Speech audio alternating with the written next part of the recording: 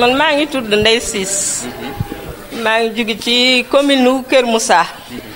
maa ñëwoon fii defal femme Ciss Marie formation presque Pout yëpp daal. defal nañu sirop junjeer sirop bisaab sirop buy defal nañu confiture de papaya confiture de papaya confiture de patate ak buy defar nañu confiture de batañse waaw defar nañu aussi bu moulon defar nañu céréales defar nañu sànqal araw caakri sànqal defar nañ ko defar nañu croquette du gerte ak junjeer defar nañu croquette aussi junjeer 3 façons defar nañ ko waaw ak caakiri ak yeneen yi araw yi formation presque 15 jours la waaw bénéficiaires yi nag man jàpp ma ñaata la waaye groupe bu ne 25 femmes lañu groupe bu ne da presque mën nañu 6 groupes waaw waaw. est-ce que jàpp nga ne xam-xam bi dugg na ba soxna yi léegi li nañ ci mën a jëfandikoo pour soxaleku. waaw xam-xam bi moom dugg na bu baax.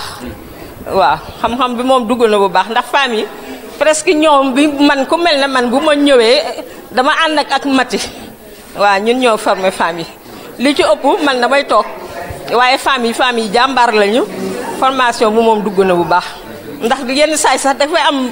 loo leen war a wax ñoom ñooy dellu ginnaaw di la ko fàttali. waaw ma xam ne itteel na leen ndax dañuy ñëw heure liggéey seen liggéey wàcc surtout jànq ji moom affaire bi daf leen a intéressé ba toujours ñoom ñu ngi fi ñoo fiy jiib ñoo fiy mujj. njeexital bi bari ci man sama gis-gis ndax njeexital bi mooy lan surtout fii Pout produit yi dafa bari liñ mbéy mi bari na fi mango jeeg xaal yeeg mandarine ji ak béy lëjum bi surtout fii biir Pout waaye seetoon nañ bu jëkk lu bari day yàqu waaye léegi bi jigéen ñi sooboo ci wàllu transformation conservation seet nañ ne léegi dara yàqootul te amal na leen njariñ ndax transformation conservation presque loo liggéey nii mën nga koo denc at te du yàqu waaw. Bonjour, je m'appelle Mati Diagne, je suis la formatrice principale. Donc j'ai été contactée par Madame Derviche pour faire la formation des femmes de Pout. Donc elles ont été financées par Dangote. Donc comme on a eu à faire la formation à l'ETA ensemble, donc elle m'a demandé de venir assurer la formation. On a été ici pendant 15 jours avec les femmes. On a fait des rotations, 3 groupes de 25. Donc ça fait au plus 75 femmes qu'on a formées sur les produits locaux. Les produits concernent les fruits, les légumes et les céréales. Quand on sait que la zone de Pout est une zone fruitière et légumière, donc ça tombe à pic cette formation. Les femmes ont pu bénéficier des techniques de transformation du citron, des légumes, carottes, navets, aubergines, de la papaye, du melon qui est une variété qui est toujours présente à Pout, du cardsol, du bouilli et de la patate. On a aussi à faire du céréales pour fabriquer des brisures de maïs, de mil. On a fait du araw, du tchakri, du couscous de mil, du couscous de maïs, et aussi ce qu'on appelle le couscous marocain. Donc on a voulu promouvoir la consommation locale pour arrêter un peu d'acheter les produits importés. C'est une très bonne filière parce que les gens s'y retrouvent. Surtout les femmes, parce que c'est une source de revenus, d'augmentation des revenus. Parce que les femmes peuvent avoir leur entreprise propre dans leur propre zone, en utilisant les produits qui sont localement cultivés ou bien qui sont présents localement, et elles vont encore en faire bénéficier leur famille pour la consommation des produits sains. Parce que durant toute la formation, on a insisté surtout sur les bonnes pratiques. Les bonnes pratiques d'hygiène, les bonnes pratiques de fabrication, l'utilisation aussi des produits naturels. Donc c'est une occasion pour les femmes de bénéficier débouchés. Comme ça, elles vont pouvoir avoir des revenus supplémentaires, mais aussi elles vont pouvoir alimenter sainement leur famille. Waaw man maa ngi tudd Mati Diagne maa ngi dëkk Thiès maa ngi ñëw fii Pout di former jigéen yi nga xam ne nii mooy réseau des femmes transformatrices de Pout. ci li ko indi nag mooy ne madame Derviche ñu bokk ndoon dem ITA. Madame Derviche mooy adjointe maire de Pout moom moo jiite moom moo nekk ci directrice kii la présidente réseau bi la. Dangote moo financé jigéen ñi pour ñu am formation bi ba mu ko defee nag man comme man maa ngi leen yàgg di liggéey ci wàllu transformation ak formation mu woo ma pour ma def assurer formation bi ak sama collègue bi ñu ñëwee tamit am nañu 75 femmes yoo xam ne ni fii jot nañ fi jaar pendant les 15 jours pour ñu former leen ci lépp lu ñuy soppalee li ñuy bay fii ndax Pout ku ko xam ne meññeef muy lépp luy légume lépp luy fruit léegi nag le temps que ëllëg ñu koy jël di ko muy yàqu wala ñu dem di jëggaane yeneen produits yu jógee feneen ñu nañ jël yu ñuy bay fii ñu transformé ko nañ ko yokkal plus-value mooy nañ ci yokk teg dara nit ñi mën ci am dara mais tamit ñu mën ci dundal seen i njaboot. formation bi nag defe nañ ci lu bari lu mel ne ay sirop ay jus confiture marmelade céréales def nañ ko lépp def nañ ko daal ci biir fukki fan ak juróomi te gis naa ne tamit lu war a mën a dem la parce que ñu ngi wax booba léegi entrepreneuriat féminin mais lii entreprise mën na si sosu parce que bi ñu commencé ba léegi nii gis nañ ne produit yi taxawu fi lu ñu produire surtout jus yi koñ bi yëpp ku fi am xew fi ngay commandé ku am cérémonie fi ngay commandé anniversaire yi gis naa fi la ñuy commandé dañuy liggéey lu bari tey soo bu ñëwee fekk yëpp jaay nañ ko kon déjà entreprise mu ngi commencé judd fii li des rek mooy volonté wu ñoom ñi fi ne ak gëm-gëm bi pour ñu doxal ko mu nekk entreprise bu dox parce que lu mën a dox la nañ ci gis seen bopp seen njaboot gis seen bopp surtout les jeunes filles dama leen encouragé parce que déjà xëy amul soo amee lu mel nii nag ñu indil la ko ba sa biir zone dañ ci war a mën a profiter pleinement tax naa ne li ma gisee nii ñu engagé wu lañ suñ continuer nii daal def naa ne Pout moom ñoom dañu am baax fu ñu jàpp daal ñoom réseau des femmes. ñun soxna yi li ñu gisee formation bi vraiment da di loo xam ne lii dafa ñëw heure boo xam ne fi lañ ko gën a soxlaa ndax dafa Pout boo ko seetloo rek produits locaux yi fi ne toujours dañu koy am di ko jaay mais des fois lépp loo xam ne lii yàqu kii na ci ba dañu koy mujj di tuur te lii bu dee ñëw na yàgg nañu nag di def sax ay formation mais bii da cee rawati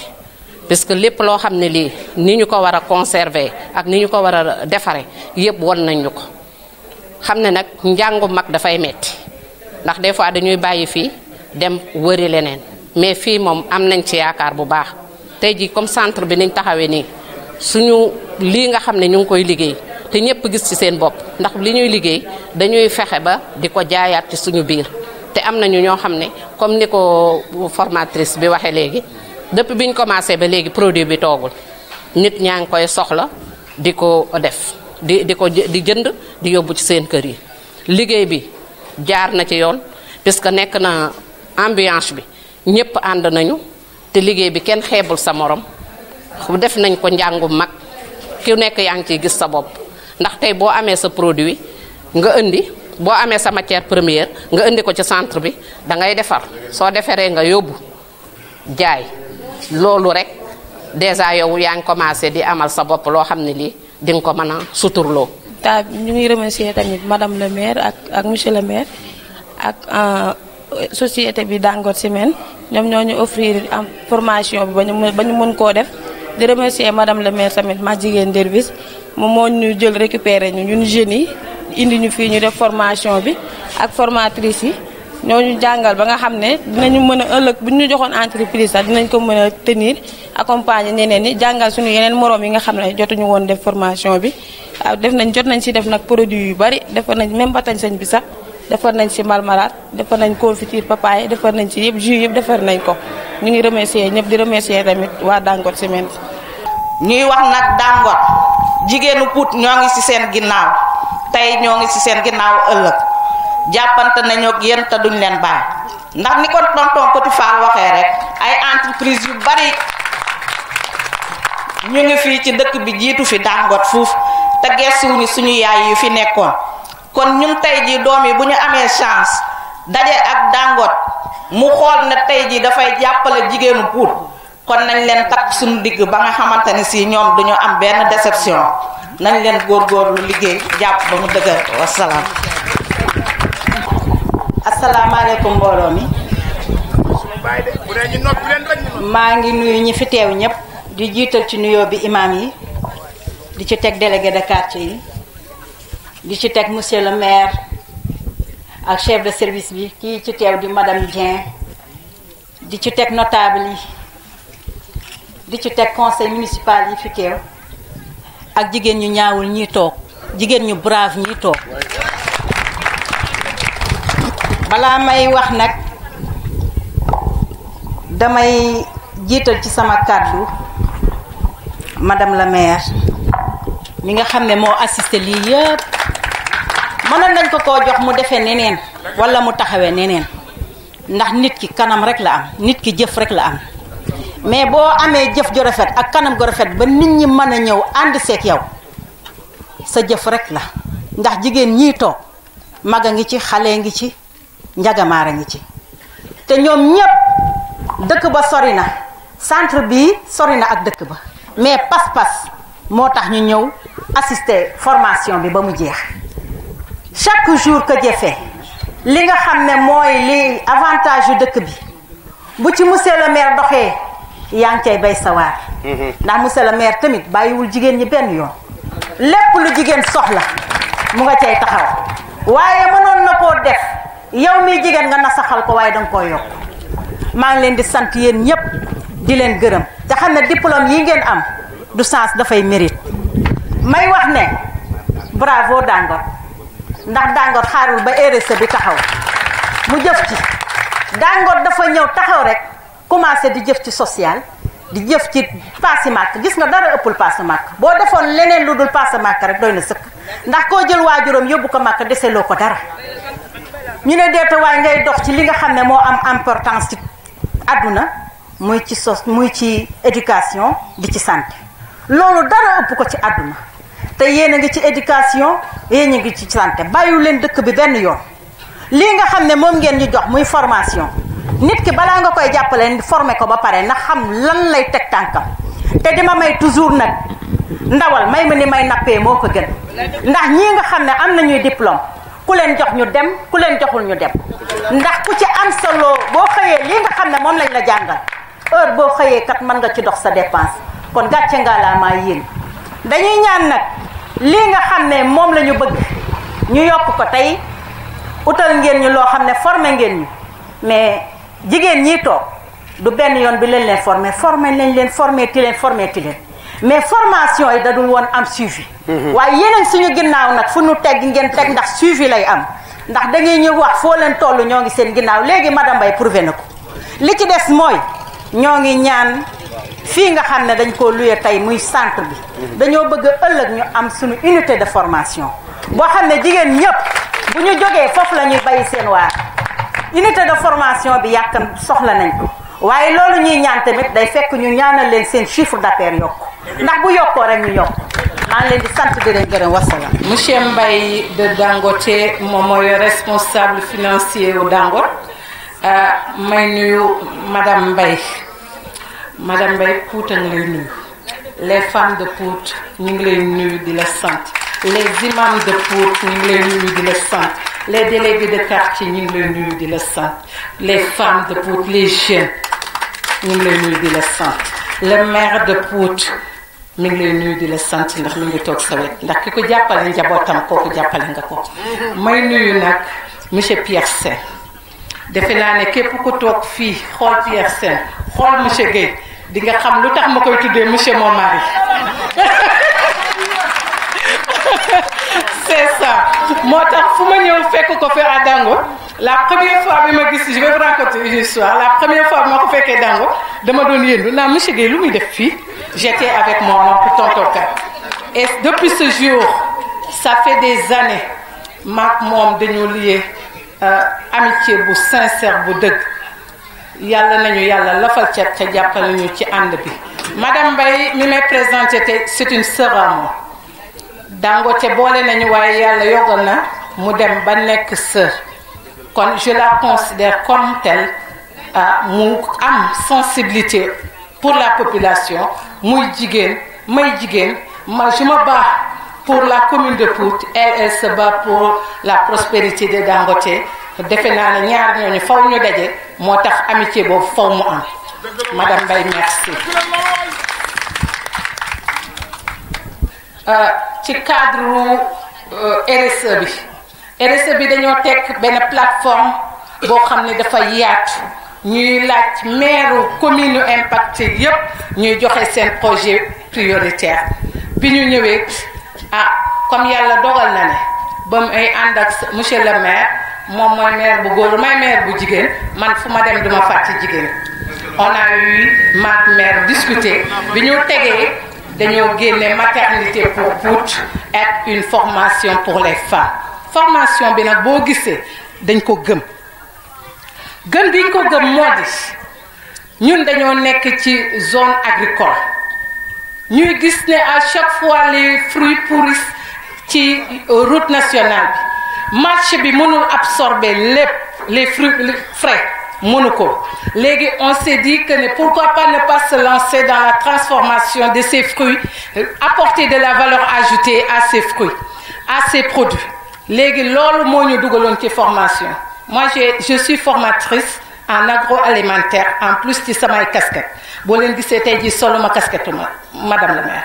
casquette coordonnatrice comité consultatif laa fi taxawee parce que man jigéen ñi ñoo ma ñor la promotion de la femme moo ma ñor le bien-être des femmes moo ma ñor ndax jigéen ñi ñoo nekk ci kër gi ñoo nekk fépp ku leen jàppale ñor c'est pourquoi nous on s'est dit que ne on va se lancer dans la transformation tuddee suñu bopp réseau des femmes transformatrices de Pout bañ koy tuddee yàgg na bañ ciy ànd di dox yàgg na ba tey jii Dangote fekk ñu ci bi ñu ci feccee gis ngeen mu apporter ñu 3 millions nañu former leen wut leen ay kiosque ñu former ñu nag ñu former ñu ngi leen di sant di leen gërëm ndax defal nañu formation bu mucc ayib def nañu céréales locales def nañu fruits et légumes yi def nañ ci lépp macédoine concentré de tomate lépp loo xam ne dinañ ko soppali ci meññeef def nañ ko de telle sorte que ne tey ji lii dootul amati tànk gannaaw tànk kanam rek la ñu ñaan yàlla mu am pour mu am tànk kanam nag madame Mbaye monsieur Mbaye ñi ngi lay ñaan financement bi nga def pour formation nga dolli yeneeni financement pour un accompagnement boo xam ne nañu permettre ñu produire à une échelle beaucoup plus grande loolu lañ lay ñaan ba ngeen xam ne boo léegi ci biir lii di centre de formation ñu transformer ko à une entreprise c'est possible et ñun lañ leen xalaat ñun lañ leen yéen lañ ci yaakaar kon dañuy ñaan yéen ngeen jàppale ñu ba ñu egg à ce niveau parce que sunu objectif yamul ci formation rek sunu objectif ça va au-delà absorber le marché national et international loolu la ñu bëgg avec nos produits avec seen saveur de Pout ba nga xam ne produits yi ñuy def yëpp marché bi dina ko absorber parce que nous faisons des produits de qualité kon dañ leen di ñaan ngeen gunge ñu ba ci kanam bés boo leen ñuy sevrer ñu nekk ñoo xam ne demal nañu seen bopp jël nañu seen propre envol parce qu'on va prendre l'exemple de Aliko Dangote il est parti de rien du tout et il a construit dans toute l'Afrique beaucoup d'entreprises kon kooku sunu idole la sunu exemple la te dañuy roy ci moom kon kàddu yu gudd na waaye noonu rek la mënoon a demee di sant di gërëm képp ku fi déplacé wu ñëw fii gunge récipiendaires yi ñi ngi leen di ñaanal yàlla ngeen delluwaat ci jàmm ak salaam di sant di gërëm. man nag je ne serai pas long aujourd'hui ñaari baat rek laay wax ñaari baat yi remerciement la ak encouragement. remerciement monsieur le maire maa ngi koy fàtte dafa xëy dem Dakar am réunion ajoutée sànq bi may ñëw la ma woon ne ma moo il faut tout faire pour dem si réunion parce que man maa ngi ñuy départ te xam naa ne man du ma mën a ñëw fekk man tamit dama xëyoon dem réunion Thiès bi may yaay bu di woo moom sax bi ma ñëwee wax na ma ko dafa ma fekk si nelaw mu woo ma ñëw donc dafa nekk loo xam ne mënuñoo bañ a ñàkk ñëw parce que journée bi dafa nekk journée boo xam ne journée bu am importance la parce que lu doy ni transformation ku ñëw financé la ko jël ay millions def la ko def naa ne kooku amoo fay madame Mbaye le population bi si des mooy jigéen ñi tey jii dafa am loo xam ni moom la leen Dangote jox muy moom laay wax encouragement nit ki su fekkee ni yàlla dafa def ñu ñëw indi la métier moo xam ni man nga see def loo xam ni ëllëg ak si biir mën na laa indil koom yu am importance defe naa ni kooku il faut ñu encourager leen si loolu wan leen ni jox nañ leen yoon. man am naa benn xarit boo xam ni yàgg na ça fait plus de 10 ans si état ministère développement social la nekkoon lii ñuy liggéey tey ñoom daan nañ ko liggéey ils avaient des kiosques à Dakar et man wóor na ma ne tey jii am na nu muy demee population Pout yi wax Dakar ak Thiès ak Diourbel ak fépp mën na am ñoo xam ne chaque matin dañuy jóge fii dem jaay fruit dem jaay transformation yooyu donc vraiment ñu ngi sant ñëpp di gërëm ñëpp. Monsieur le maire, mesdames, messieurs les maires adjoints, messieurs les délégués de quartier, messieurs les imams, mesdames les formatrices, mesdames, messieurs les conseillers municipaux, mesdames, messieurs les invités, mesdames, messieurs. Je suis particulièrement heureuse aujourd'hui d'être parmi vous à Pout à l'occasion de la remise des diplômes au réseau des femmes de la commune qui ont été formées pendant 2 semaines aux techniques de valorisation des fruits et légumes. Cette formation montre très clairement l'intérêt que porte Monsieur le maire, Madame Derwiche et l'ensemble donc des conseillers municipaux à l'autonomisation des femmes en général et celle de Pout en particulier. Dangote Cement Sénégal a mis en place en 2017 avec les maires de Pout, de Keur Moussa, de Mont-Roland et de Dias un comité de concertation RSE et plusieurs projets avaient été sélectionnés au bénéfice de ces 4 collectivités territoriales. Parmi ces projets, il avait été retenu entre autres dans le budget qui avait été alloué à la mairie de Pout, la formation de femmes de la localité aux techniques de transformation des fruits et légumes. Tout le monde sait au Sénégal que les femmes jouent un rôle essentiel au bon fonctionnement des ménages. D'une part, cette formation va augmenter l'apport économique des femmes de Pout bénéficiaires dans leur ménage, mais elle va d'autre part permettre aux différents groupements de femmes de mettre en valeur la production locale des fruits et légumes, de réduire les pertes après les récoltes, de mettre sur le marché des produits de qualité obtenus grâce à la transformation, les jus de fruits, les confitures, les marmelades, etc. Gagner aussi un savoir-faire sur les différentes techniques de valorisation et surtout utiliser les bonnes pratiques concernant l'hygiène. Je l'ai dit tout à l'heure, le rôle des femmes est primordial dans les ménages. Donc grâce aux revenus que vous allez gagner, vous pourrez contribuer de manière encore beaucoup plus importante aux revenus du foyer et particulièrement aux études des enfants. Cette formation ne doit pas s'arrêter là. Les femmes doivent s'organiser en coopérative, en GIE et créer un réseau qui va de la gestion des récoltes, la transformation, la commercialisation sur nos marchés locaux, les supermarchés, les boutiques, les stations-service, les marchés hebdomadaires et pourquoi pas aller jusqu'à l'exportation de ces produits. Cela nécessitera un accompagnement, une certification, etc. Il faut renforcer davantage le sens de l'initiative des femmes de Pout, développer les réseaux pour obtenir des accompagnements aussi bien techniques mais également financiers. Mesdames, Messieurs, je voudrais vous féliciter pour le temps, l'assiduité, l'intérêt que vous avez consacré à cette formation. Et pour ce qui nous concerne, Dangote Cement Sénégal va continuer à vous aider et soutenir vos différents projets de développement. Nous allons le faire avec Monsieur le maire, car notre souhait le plus cher serait d'arriver à chaque femme de Pout un revenu. Donc je ne vais pas terminer sans remercier Madame Derwiche, adjointe de Monsieur le maire, ainsi que Monsieur Mor Salam Ndiaye, qui ont toujours défendu la cause des femmes et qui sont votre porte-parole auprès de Dangote Cement Sénégal. Je remercie également les formateurs pour l'excellent travail qui a été accompli auprès du réseau des femmes. Et mes remerciements vont aussi à Monsieur le maire, Moustapha Sarr, qui défend les intérêts de la commune et qui se bat pour le développement de Pout à tous les niveaux.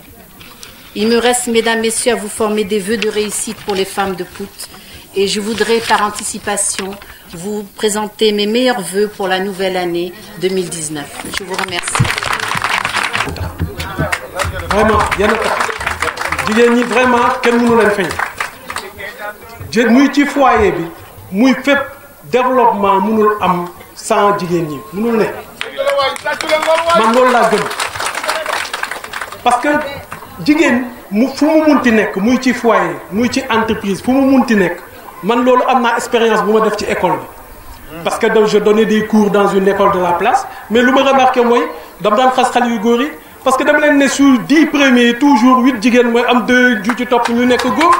donc il faut góor jigéen ñi vraiment jàmbaar lañu moo tax ñu ne jigéen baax na góor baax na donc lu may wax daal je pense que wax nañu lépp fii lu may ñaax rek mooy que en tout cas man de wax naa ko ci biir sànq produit yu ma gis fii wax dëgg yàlla dam daan dem di supermarché yi di jënd ak yooyu mais désormais comme que day am kiosque boo xam ne ci ñun lay nefale wax dëgg yàlla lu mu daan jënd ci supermarché yi ci yéen laa koy jënd te incha allah ñu nekk ci usine ba incha allah dinañ leen jàppale bu baax ci côté boobu parce que je pense que fii produit bi déjà c'est un produit cultivé localement donc yenn adjuvants yi amu ci donc vraiment ñun c'est naturel et je pense que c'est bio ñun incha allah dinañ ci jàpp bu baax ci côté boobu donc daal loolu laa bëggoon wax daal di leen encourager je pense que nit ki lii premier pas la rek je pense que soo leen góorgóorloo am ngeen chance am ci localité bi loo xam ne vraiment lépp a ngi fi parce que ku xamul Pout ci Sénégal képp kuy voyager jaar fi xam nga Pout waaw donc vraiment potentiel boobu nag jigéen ñi war ngeen ko mën a exploiter vraiment ngeen gis ci seen bopp localité bi gis ci boppam région de Thiès gis ci boppam Sénégal gis ci boppam di leen ñaan di leen vraiment ñaax di leen gërëm di leen sant wasalaam. bon tey je pense que madame Mbaye waxoon na l'essentiel ak monsieur Sène mais comme que nee nañ faaw ma wax donc dinaa si sànni quelques kàddu donc comme ni ñu ko tàmm di waxee ñu nag Pout am na fu mu tàmbalee waaye amul fu mu jeexee ndaxte yàggul lool ñu ngi doon def pose de première pierre wu maternité wu Pout bi donc loolu mooy wan ne commune de Pout maanaam lépp lu ñu jagle ci RSE bi jigéen ñi dañ ko jagleel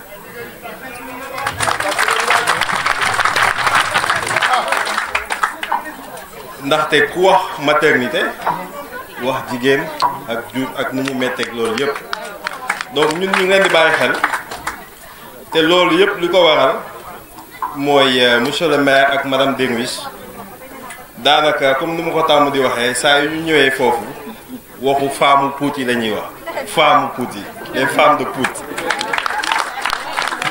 donc madame Derviche defe naa ne jigéen ñi mun ñu laa fay ndaxte lépp li nga leen di defal saa yu ñëwee foofu doo wax say waxu bopp am na ñu bëri ñu ñuy seet si foofu te seen waxu bopp moo leen fa andi donc boo leen amee ku mel ni madame Derviche boo xamante ne saa yu ñëwee di wax seen wax lépp loo xamante ne day jëmal kanam jigéenu Pout yi ci la nekk di ci dox donc je pense que loolu am na solo pour assistance bi xam ko donc comme ni ko waxee sànq RSE bi dañ nekk ci beneen phase parce que première phase bi ñu doon def mooy dimbalante beeg yóbbu billet yi jox billet yi màkk ak yooyu yëpp neex na lool waaye comme ni ñu ko waxee woon sànq fexe ba femmes yi am ci lu ñu yëngatu te nit balaa nga xam mën a dimbali da nga koy fekk ci lu mu xam li mu mën nga dimbali ko ci boo ñëwee yóbbu ko ci feneen foo xamante ne xamu ko daanaka dina jël temps trop pour mu mën see liggéey am ci dara donc moo tax ñu ne léegi bu ñu defee maternité bi ba pare tàmbale nañ ko xam naa liggéey bi ñu ngi ci nañu xool femmes yi nan lañ leen di dimbalee te lii mooy première phase bi rek dimbali leen mooy former leen ba ñu mën a transformer fruits mais après aussi accompagnement bi mooy gunge leen parce que nit ki aussi doo ko former rek bàyyi ko mu dem noonu ok donc parce que comme ni ñu ko waxee sànq former nañ leen plusieurs fois mais amul suivi donc bii dinañ fexe ba formation bu ñu def fii ñu accompagner leen déjà benn cantine bi ñu ngi koy yóbbu ci côté usine bi nga xamante ne déjà donc am ngeen benn clientèle bi mooy ñun ok donc loolu déjà am ngeen benn clientèle boo xamante ne féete na boor ba pare donc buñ nee ñun mooy usine bi ku nekk koy fay liggéeyee maanaam ku jënd produit di nga ko yóbbu sa kër donc ça veut dire que déjà produit bi dina voyager te ñun tamit dinañ ci kontaan trop wane produit bi de ñun ñii ñoo leen jàppale ci produit bi donc produit waa Femme Pout yi la nañ ko yóbbu suñuy kër ba pare fexe ba ñu bëri jënd ko te comme nu leen wax c'est-à-dire accompagnement bi mooy je sais pas si ban cadre ou GIE ou whatever si lañ leen di mën a gunge ba affaire am pérennité mooy maanaam màgg parce que bu màggee tam ñun tam nañ ci kontaan trop xam ne fu ñu dugaloon suñu xaalisam sànniwuñ ko nu ñu leen dimbalee tamit femmes yëpp gis nañ seen bopp parce que amul njëriñ tam ñu ñëw dimbali leen tey suba ngeen dellu si waat di wax yeneen problème donc ça veut dire que kon lu ñu defoon fii yëpp théâtre la te am naa yaakaar ne du théâtre ndaxte dimbali nañ leen ci benn affaire boo xam mi ngi commencé mais nañ leen accompagner tamit et je pense que loolu tamit madame Derviche na si liggéey ak madame Mbaye ñu xool nañ leen ñu accompagner pour Femme Pout yi ba nga xamante ne lu ñu fi jëlee tey dina nekk njëriñu ñëpp. présenté wu. Ousmane Mbaye directeur financier Dangote Ciment Sénégal. voilà donc ñëwal tey lu waral ndaje bi. tey lu waral ndaje bi mooy dañ doon ñëw def pour distribuer diplôme yi de formation aux femmes de Pout yi ndaxte ñun ñoo financé woon ci cadre RSE bi benn formation boo xam ne ñoom dañ ko doon def sur les transformés mooy fruits et légumes yu ñu gis Pout ndaxte Pout ku ko xam ko ak ay fruits et légumes pour ñuy romb route nationale bi yëpp donc moo tax ci cadre RSE bi dañu xoolee nan lañ leen mën a accompagner mu ne léegi dañ leen di former leen pour jàngal leen nan la ñuy transformer fruits et légumes yi balaa ñuy mën a yàqu donc loolu moo taxoon ba ñu demee tey ba ñu ñëwee déjà xool nañu n'est-ce pas transformation yi ñu def lépp lu ñu ci mën a def que ça soit ay jus yoo xamante ne visité nañ ko ñun ñëpp. donc ça veut dire que et puis nañ leen accompagner parce que tamit financé nañ pour ñu am ay cantines yoo xamante ne dañ koy mën a teg ci route nationale bi di mën a n'est-ce pas commercialiser produits yooyu te loolu nañ leen ci accompagner loolu yëpp ci cadre RSE bi la. ñaata jigéen ngeen ci doon former ak yooyu. jigéen ñi je pense bu ma juumul plus d'une soixantaine de femmes yoo xamante ne formé nañ leen te ñu ngi leen doon jox seen diplôme tey jii nii. wax nga ci àddu nga ci wàllu perspective yi ak yooyu. voilà donc ça veut dire que ñu nag Pout. Il y a 1 mois ou 2 mois de cela ñu ngi doon déjà def pose de première pierre maternité bi donc xam nga ni ci RSE bi ñu ngi leen di jàppale bu baax donc maternité bi après n'est-ce pas produit de transformation yi ak accompagnement bi donc ñu nag Femme Pout yi pareeguñu du ma ne femmes yi mais Pout rek seulement ci cadre RSE bi nañu xool et puis après ñu xool aussi ci lan lañ leen mën a accompagner après formation bi. kon mën nañu wax ne Dangote moom mi ngi dugal koppar bu bëri bu takku macha allah ci wàllu RSE pour jàppale communes yi. waaw du tey lañ ko tàmbale xanaa tey lañ ko gën a fësal mais yàgg nañ ci ay années ngi nii ñu ngi leen di jàppale mais boobu peut-être ñu bëri fekkee wuñ ko woon te amul woon presse bi et tout mais yàgg nañ leen jàppale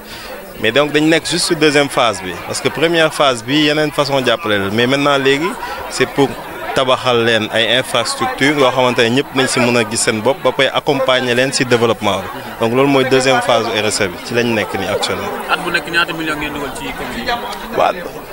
loolu bu ñu koy xayma déjà année 2017 bi dégagé woon nañ benn enveloppe pour 130 millions pas seulement pour Pout mais pour aussi yeneen villages yu wër Pout tout simplement ci ay infrastructures. parce que Pout tey la ñu gis mais Niakhip aussi am na collège Kër Moussa aussi tamit am na lu ñu fay def Morolan tamit am na case de santé ak Diass donc loolu mooy population environnante yoo xamante ne usine bi impacté nañ leen ñu xool ci dans le cadre de la RSE nañ leen mën a jàppale que ça soit ci dans des politiques de développement wala ay infrastructures yoo xamante ne ñëpp nañ ci mën a gis seen bopp. jërëjëf merci beaucoup.